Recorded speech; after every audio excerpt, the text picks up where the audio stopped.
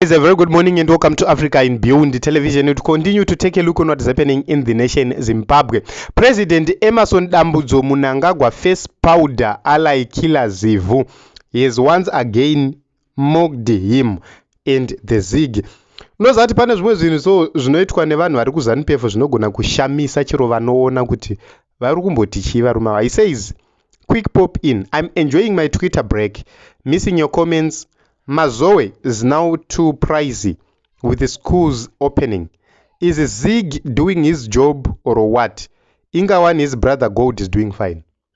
If you take a look onto this statement, this is a direct mockery to what Mthuli Ncube, President Emmerson Mnangagwa and his allies have been doing. Number one, Mazoe ari kudhura over $5. If you go to other countries, ari kuita $2. But anenge abva muno muZimbabwe. Which means ku wholesale ndo kuri kudhura zvinhu kudarika ku retail. We have never seen such things happening. Wozvibvunza mvunzo kuti vari kuhodha vachinotengesa kune dzimwe nyika vari kumbomahodha mari. Ask yourself that question. Why is it that it's too pricey right here in Zimbabwe, almost double? Zimbabwe yango njake. ZANU-PF people and others, they will arrest people for saying that truth, but ichokwadi. Chokwadi hachipedzwe simply because you have arrested people. It remains the truth. Schools are opening. Teachers are hungry. Parents do not have money for school fees. Parents are struggling to make ends meet. Asa havana kila vachidya. Haakudya kuripwa kugara vari kuripwa zvavo. Is this life for the rich only or for the elite? Not for the people or the ordinary people? A teacher cannot afford this meal yakaiswa na kila Zivu pano apa. Yet a teacher is more qualified and educated than Wanakila. The educated are the poorest, while the uneducated are the richest, simply because they mastered the art of crookedness. Kudzidza akuchabhadhareke zvino ndochokwadi, because change mana akamira muHarare anoita mari agotenga imba, agotenga mota, agoendesa vana kuchikoro chinodhura. Iwewe teacher or doctor uchizvitadza, and they will mock you. This is the reality. But these words from Killer Zivu, they will not go in vain. Emmerson Mnangagwa will suffer. Yes, it's his time, but let me assure the people of Zimbabwe that this man will suffer. I always say I don't care about whatever consequences they will threaten us with. The fact remains vanuruma vavacha suffer. It's because when you do bad things, they will always follow you. Good things will always hunt you and follow you, but bad things, they will ruin you. They will haunt you. So, Team Zimbabwe, Zigi racho ravari kumboti zigi. Why is it that it's failing like that?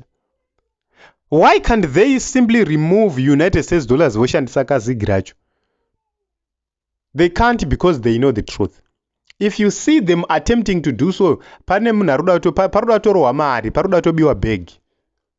At the end of the day, they will remove it, they will reintroduce it. Vaita mari ndivo. Where are we going as a nation? Where are we going as a nation? Stock feed kudhara yange yakachipa. Right now, it's almost double the price yakanga ichitengwa nayo 5 to 6 years ago. Which means everything is going up and no one cares. Endai mumashopu munotenga cement ne Zig. Moenda munotenga musame shop cement ne US dollar. Ndopa uchazoona kuti mfesi anonzi Zig uyuko anongori mfesi gwereveshe gwavava.